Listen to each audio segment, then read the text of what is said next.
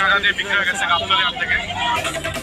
এর আগে এত টাকা ব্যয়ে কোনো তারকাই গরু ক্রয় করতে পারেনি। যতদূর জানা গেছে এবারে তিনি 10টি গরুর কুরবানি দেবে।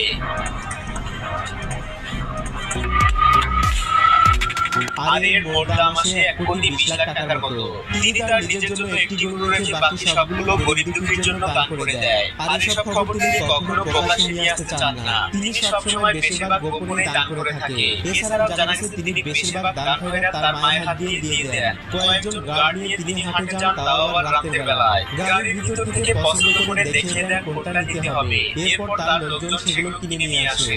এবার কুরবানিতে তার 2 সন্তানের জন্য মোট 6টি গরু কিনেছেন। আর বাকি 4টি তার ফ্যামিলির নামে। তিনি প্রতিবারই অনেক বড় বড় গরু ক্রয় করে কোরবানির জন্য। কিন্তু এবারে সবচেয়ে বেশি বাজেটে গরু ক্রয় করেছে এই ভালুক